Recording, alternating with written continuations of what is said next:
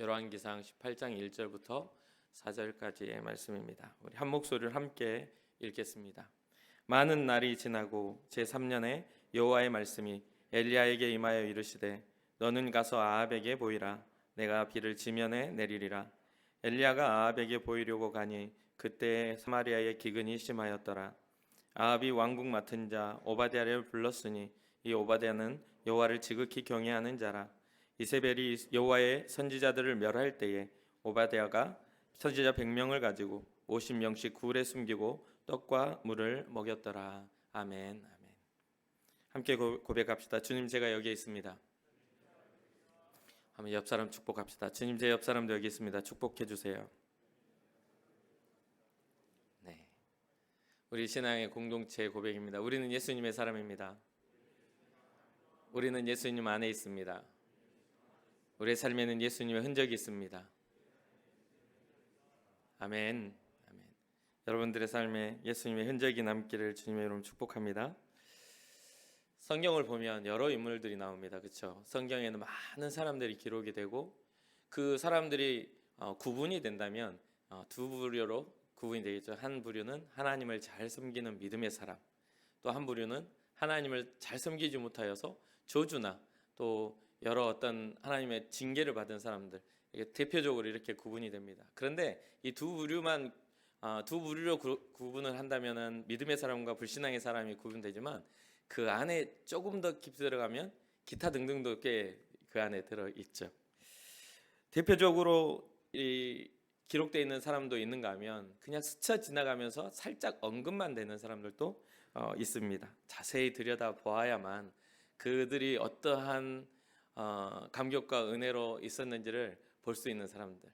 근데 사실 우리는 대표적인, 우리에게 적용해 보면 우리는 대표적인 사람, 믿음의 사람, 이 시대의 한국의 믿음의 사람 하면 뭐 우리의 이름이 딱 드러나진 않죠.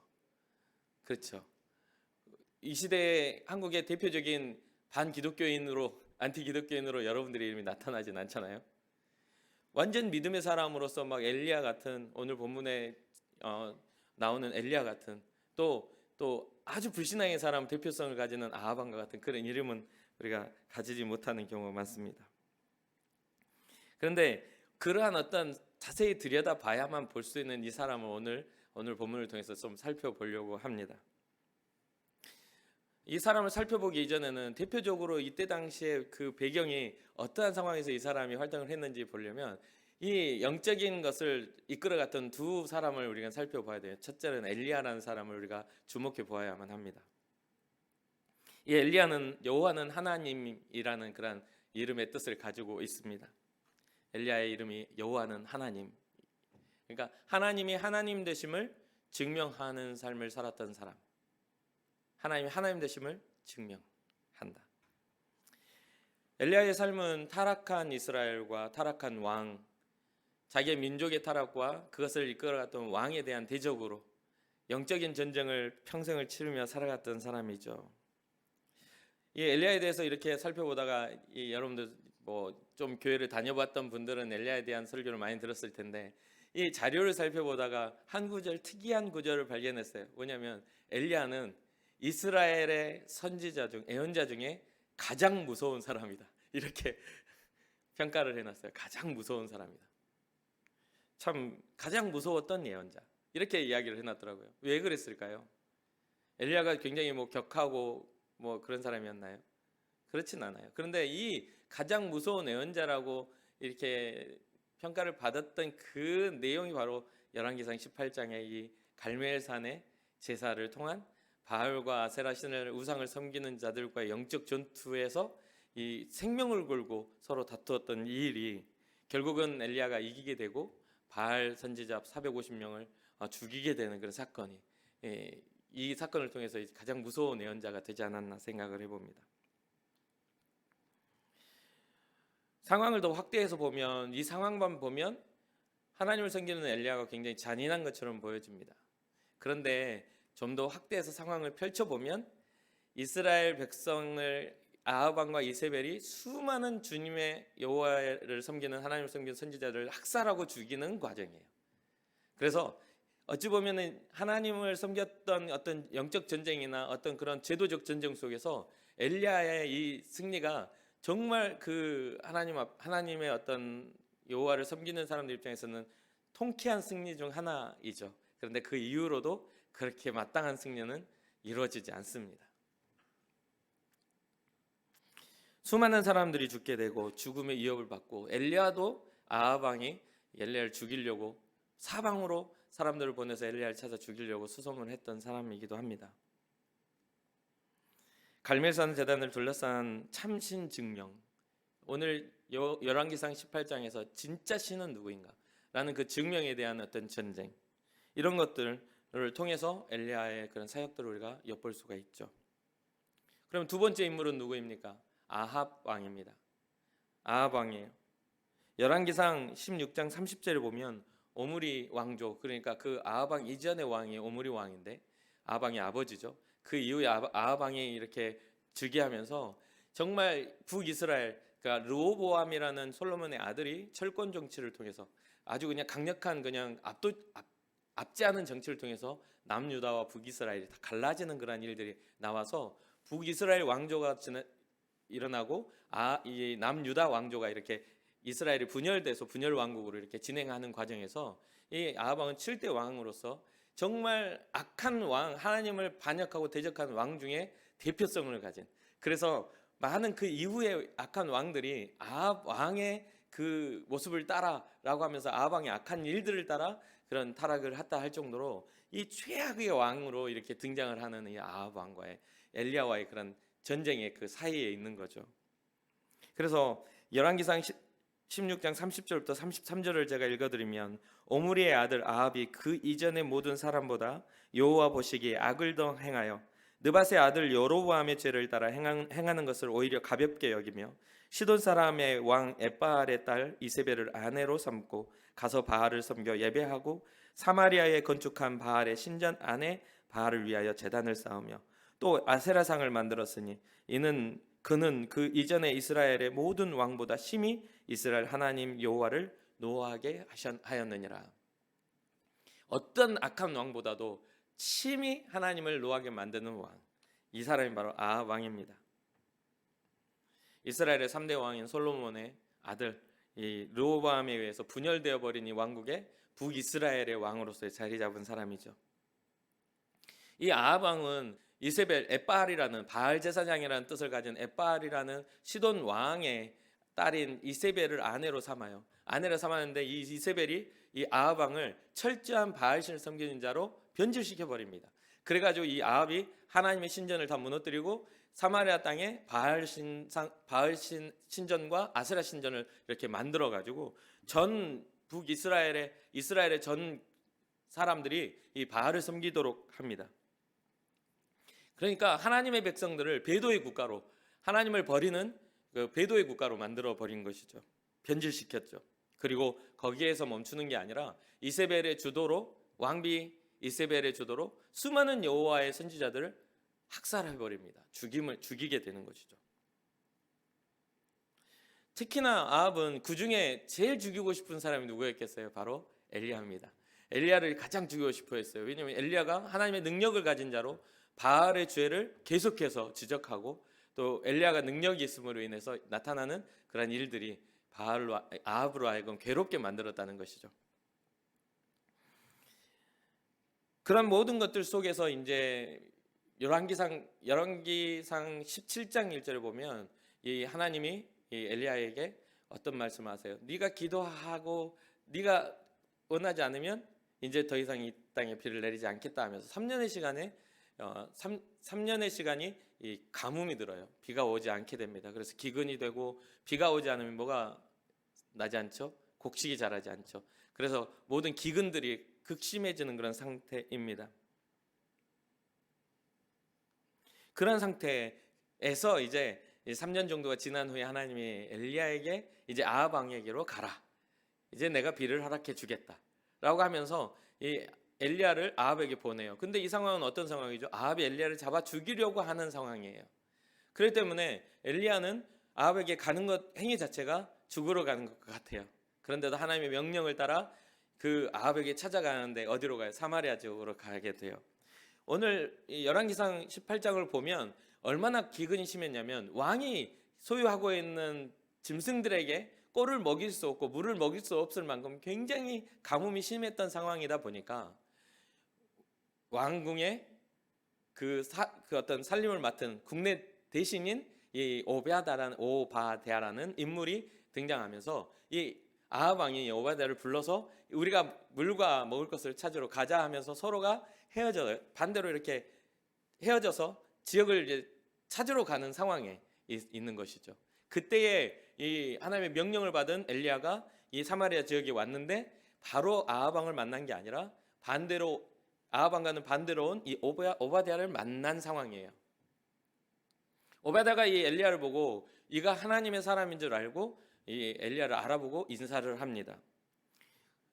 물론 이게 지금 현재 이스라엘 백성들은 예언자나 선지자들의 어떤 위치와 그 권위가 굉장히 높은 지역이기도 하지만 우리가 알다시피 국내 안에 왕궁의 그 고위직을 가지고 있는 오바댜의 신분도 굉장히 높은 신분이었다는 것이죠. 이 세 번째 엘리야 첫 번째 인물 엘리야, 두 번째 인물 아합, 그 다음에 세 번째 인물 오바댜의 인물을 우리가 오늘 볼 건데 이 오바댜의 인물을 보면은 여러분들에게 제가 설명해 준 이 흉악한 시대, 정말 믿는 자들이 핍박당하고 죽임을 당하는 이 시대에 이제 그 가장 그것을 주도하고 있는 악한 왕 근처에 있었던 이 오바댜의 모습을 우리가 볼 수가 있습니다. 우리는 어떤 상황이나 조건이나 환경들을 탓하는 경우들이 많아요.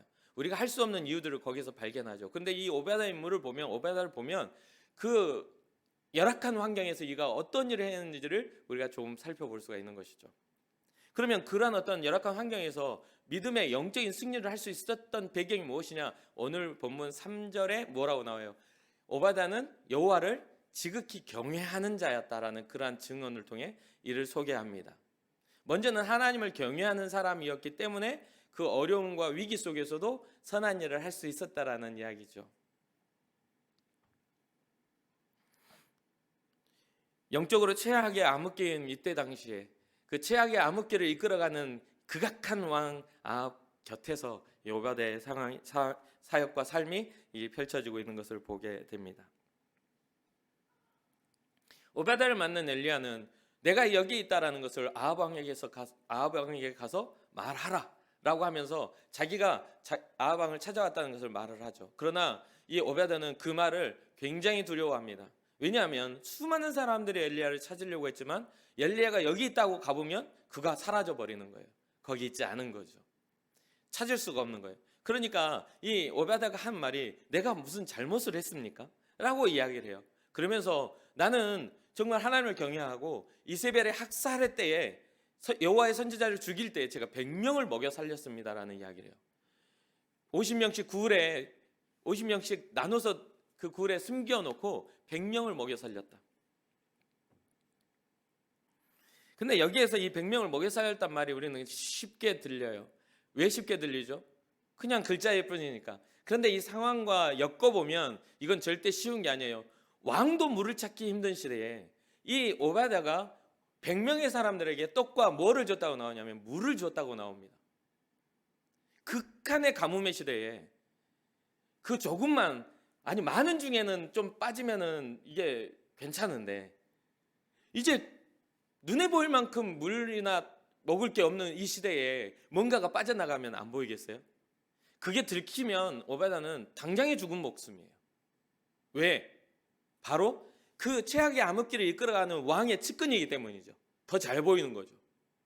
그럼에도 불구하고 이 오바댜는 100명의 선지자들을 살리기 위해서 모험을 겁니다. 그리고 그들에게 정말 왕도 찾기 어려운 음식과 물을 제공하죠.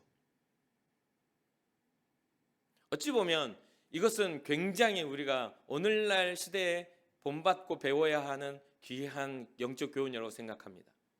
여러분들의 신앙과 여러분들의 삶의 비전이 뭔가 조건이 충족되기 때문에 이 길을 갈 수 있어라고 말하고 있는 그런 마음이 있다면 이제는 그 마음에서 우리는 벗어나 조건과 상관없이 하나님을 경외함이 나의 삶의 방향이 되는 것이야 라고 결정할 수 있는 믿음의 그런 어떤 사명이 일어나기를 주님의 이름으로 축복합니다. 지금 코로나가 많아지고 여러 가지 상황이 열악해져 있어도 여러분들은 여러분들의 선택과 여러분들의 믿음의 작정을 통해서 이 자리에 나와 있지 않습니까? 그런데 이러한 것도 어찌 보면 핍박의 시대가 아니라 자유롭게 선택할 수 있는 시대이기 때문에 할 수 있는 거지만, 어찌 보면 다르게 생각하면 선택할 수 있는 시대이기 때문에 더 어려운 결정이기도 합니다. 누군가 가로막고 쓰면 핑계라도 될 수 있지. 대현 성결교회 갔더니 누가 들어가면 죽인다고 칼 들고 있어서 못 들어가서 할 수는 있지. 그런데 무엇이죠? 모든 인식의 장벽, 믿음의 장벽, 또 여러 가지의 어떤 우리가 관계의 장벽들이 가로막고 있고 우리의 생각을 계속해서 공격하는 이 시대에 우리는 주님 앞에 나와 예배하는 그런 일에 결단할 수 있는 것마저도 우리는 굉장히 큰 결단이라고 생각합니다. 그렇다면 조금 더 여러분들의 삶을 주의 깊게 보십시오. 나는 엘리야인가? 아니면 나는 오바댜인가? 위대한 사람은 세계에 한 명 날뚱말뚱해요. 아까 제가 말씀드렸다시피 한국의 믿음의 사람 하는데 박대성 목사 안 나와요. 부산의 모 교회에 청년부 담당 목사 그렇게 아는 사람도 드물어요. 여러분들은 저를 잘 알아주지만 이 교회를 벗어나면 저는 아무런 유명한 자가 아니에요. 그런데 성경이 말한 것처럼 세상은 우리를 무명한 자로 보지만 하나님은 우리를 유명한 자로 보실 수 있는 믿음을 우리가 소유한다면, 누군가에게 자랑하기 위한 삶이 아니라 하나님이 기뻐하실 만한 하나님을 경외하는 방법으로 우리의 삶을 디자인할 수 있다면 주님이 우리를 평가하시지 않을까, 그런 생각을 해보는 거죠. 모두가 뒷걸음질 치고 예배하지 않고 모두가 안 된다고 말할 때에 우리 대현 성결교회의 예전사는 예배하는 자들이 되고 찬양하는 자들이 되고 하나님 앞에 믿음으로 할 수 있다라는 그러한 믿음의 결단을 내릴 수 있는 그러한 방향을 향해 갈 수 있다면 우리는 승리자라고 저는 믿습니다. 큰 교회들도 무너지고 인식으로 인하여 세상이 어떻게 바라볼까? 세상이 어떻게 평가할까? 정말 우리가 세상의 평가를 바라보며 살아야 할까요? 아니요. 우리는 하나님의 평가 앞에 서야 하는 줄 믿습니다. 주님이 우리를 어떻게 평가하실까? 주님이 우리를 어떻게 바라보실까? 그것에 우리의 신앙과 우리의 삶의 초점이 맞춰져야 돼요. 그렇기에 오베아다가 가지고 있었던 아주 위험한 자리에서 하나님을 경외한다라는 그 타이틀을 우리가 가져야 돼요. 아주 가장 위험한 자리. 아침에 기분 나빠서 너 100명분 떡과 물을 훔쳤어? 하면 죽어야 될 자리예요. 그런데도 그의 삶은 하나님을 경외하기에 그 일을 얼마나 떨면서 했겠어요. 100명의 선지자들을 굴에 숨겨놓고 먹을 걸 공급할 때 얼마나 가슴을 떨면서 그거 들킬까 봐 고민하면서 하겠습니까? 하나님의 백성이 악한 왕과 왕비로 인해 무너져가는 모습을 보면서, 그리고 그러한 일들을 어쩌면 오바댜는 자기의 의지에 상관없이 왕의 명령을 통해 해야 할 악한 일들 또한 있었을 거라고 생각해요. 얼마나 몸부림치며 괴로워하며 매일 밤 괴로워했을까라는 생각을 해볼 수도 있겠죠. 엘리야는 하나님의 선지자라는, 하나님의 예언자라는 타이틀 이외에 가진 게 하나도 없는 사람입니다. 그럼에도 그는 위대한 일을 했어요. 정말 주님의 길을 예비하는 그런 믿음의 본을 세웠던 사람이에요. 그래서 주님이 오시기 전 엘리야가 먼저 와야 된다라는 세례 요한을 증거하는 그런 일들 또한 엘리야의 믿음을 통해서 이어져 오는 그런 일들이라고 생각합니다. 그런데 여기에서 오바댜는 엘리야 같은 위대한 인물은 아니에요. 그런데 가장 위험한 곳에서 그가 한 행동이 어떠한 일을 일으키는가? 바로 열왕기상 19장 18절에 이러한 말씀이 나옵니다. 그러나 내가 이스라엘 가운데 7,000명을 남기리니 다 바알에게 무릎을 꿇지 아니하고 다 바알에게 입맞추지 아니한 자라.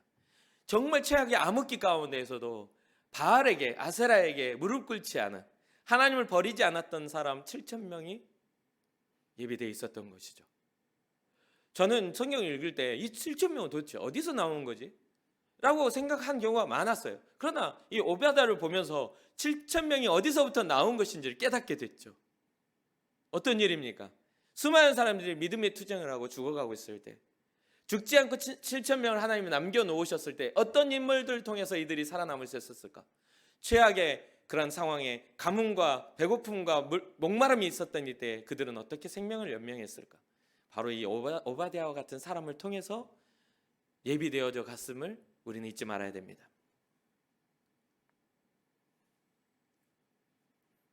어떠한 마음에서, 다시 강조하죠, 여호와를, 하나님을 경외하는 마음으로, 어떤 조건이나 어떠한 이유들을 찾는 것이 아니라, 할 수 있는 이유들을 발견한 게 아니라 그가 하나님을 경외하였기에 그의 삶이 바르게 살 수 있었다는 것이죠. 누군가는 그렇게 말할 수 있어요. 또 어떤 사람들은, 믿음 좋다는 사람들도 그렇게 말합니다. 하나님이 하시면 하시는 거지. 하나님이 하신다면 능치 못한 일이 없지. 당연한 말입니다. 아멘입니다. 저도 아멘하고 따라갑니다. 그런데 여러분들 삶을 살면서 그런 하나님이 하시면 할 수 있다라는 믿음이 누군가에게 분명히 있고 그게 능력으로 나타나지만 내 믿음인가요?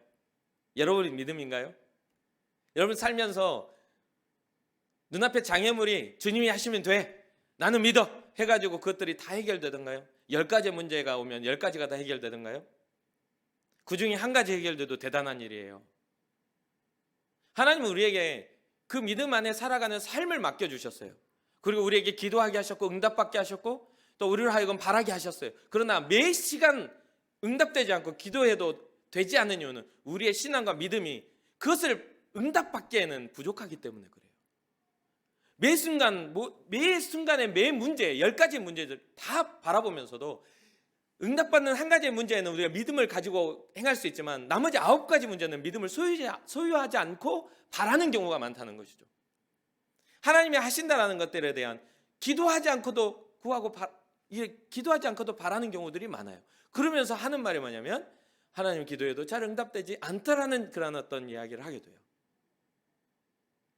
세상의 사례가 작은 우리의 삶에 자세하게 이렇게 디테일하게 들어가 보면 우리의 삶의 문제가 정말 큰 것에서부터 작은 것에 이르기까지 수없이 많이 일어납니다.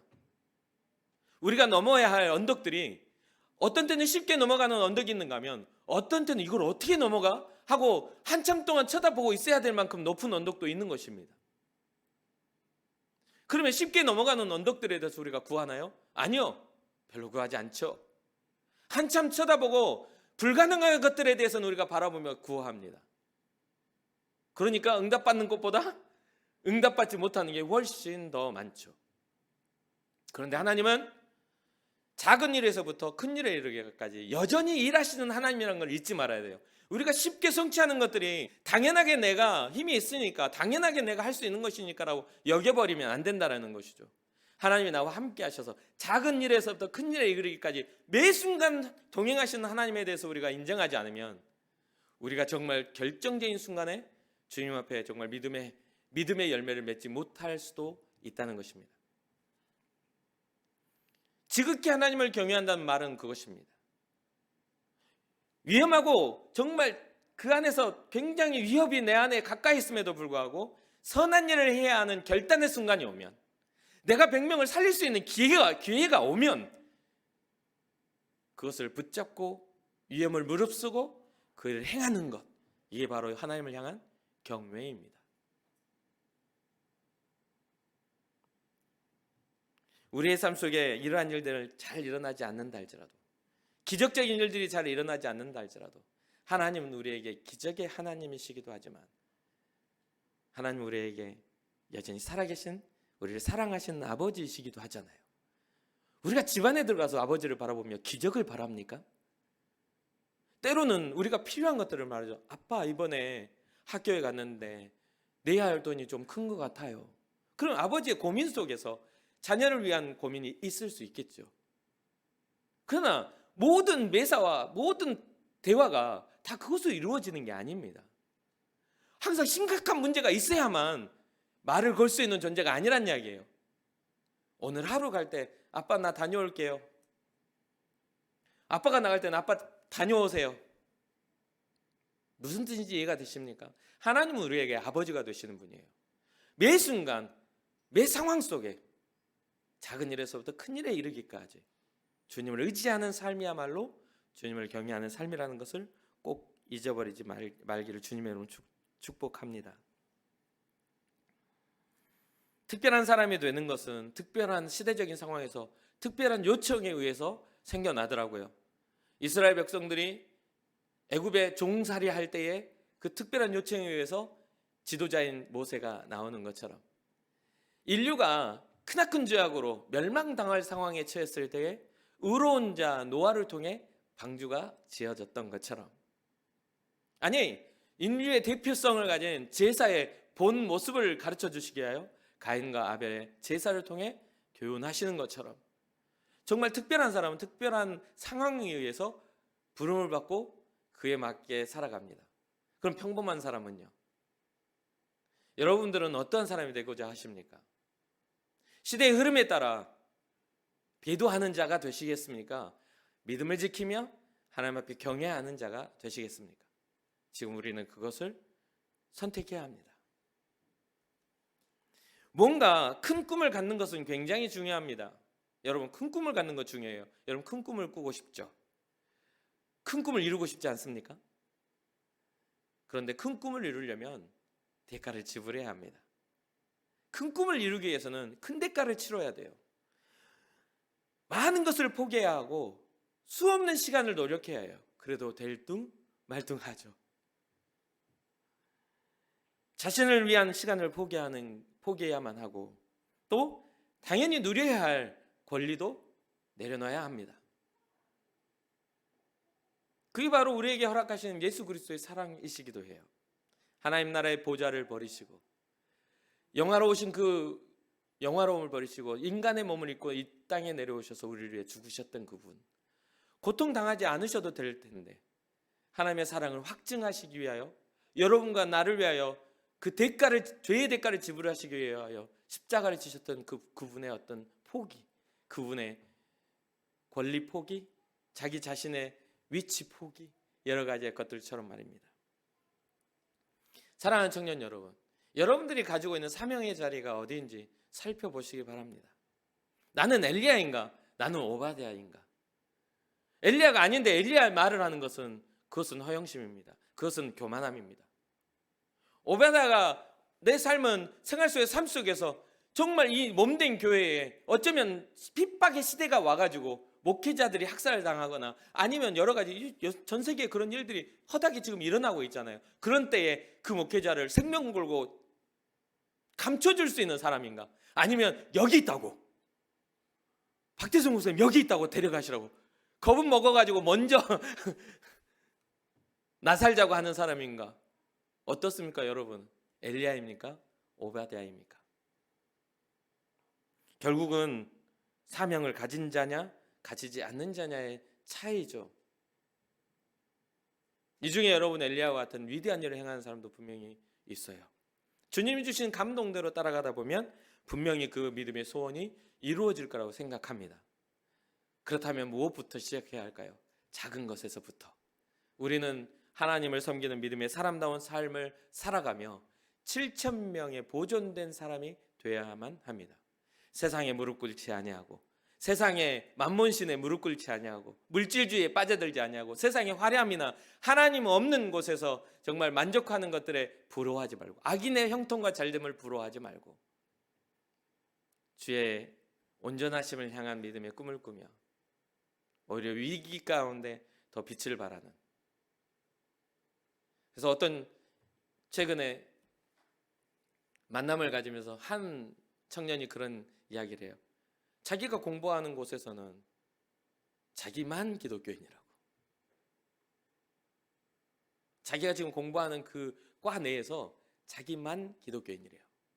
그만큼 이제 이 땅에 기독교가 점점 희귀해져 가고 있죠. 믿음의 배도가 일어나고 악한 시대가 다가오고 있어요. 여러분도 그런 삶 속에 있지 않아요? 물론 한두 명의 동역자들이 있고 그 직장이나 이런 곳에서 여러분과 같이 나눌 수 있는 사람도 있지만, 예전처럼 집사님 하면 4명 중 1명은 돌아보는 그런 시대가 아니라, 이제는 누군가 집사님 하면 자기 부를까봐 발걸음이 빨라지는 시대에 살고 있는 우리. 혹시나 나 부르는 거 아니야? 하고 믿음이 그렇게 부끄러운 생각을 갖는 그런 시대에 살고 있는 우리. 여러분은 어떠한 모습입니까? 믿음으로 인해 부끄럽지 않는 삶을 살아가는 여러분과 제가 되기를 주님의 이름으로 축복합니다. 첫 번째는 여호와를 경외하고, 두 번째는 가장 위험한 곳이라 할지라도 주님이 주신 사명을 발견할 때에 열매 맺을 수 있는 삶, 오바댜와 같은 그런 삶 되기를 주님의 이름으로 축복합니다. 끝으로 어떻게 하면 그런 삶을 살까요? 보니까 아무리 말해가지고는 안 돼요. 나 그렇게 할 수 있어. 나는 이렇게 할 수 있어. 나는 믿음을 지킬 수 있어. 말로 지켜지는 게 아니라 삶의 열매로 지켜지더라고요. 그러면 삶의 열매로 어떻게 지켜질 수 있을까요? 날마다 엎드려 주의 음성을 듣지 않는 사람은, 하나님의 말씀이 마음속에 일하시고 역사하시지 않는 사람은 절대로 믿음을 지켜낼 수가 없습니다. 여러분들 마음속에서 일어날 때 하나님의 은혜가 사라지고 여러분들의 마음의 조건, 마음의 소원들이 일어나면 절대 두려움 앞에 담대해질 수 없습니다. 여러분들 삶 속에 주님을 묵상하고 주의 음성을 귀 기울여 담대하라고 말씀하시는, 세상을 이기셨다고 말씀하시는 예수 그리스도의 음성을 듣는 은혜가 있기를 주님의 이름으로 축복합니다. 그래서 성령께서 우리와 함께 계시고 하나님께서 우리의 삶을 주목하실 때에 우리는 승리할 수 있는 삶을 살 수 있음을 기억하며 오늘 이 하루 또 한 주간 주어지는 시간 속에서 주님과 동행하시는 믿음의 사람들 되시길 주님의 이름으로 축복합니다.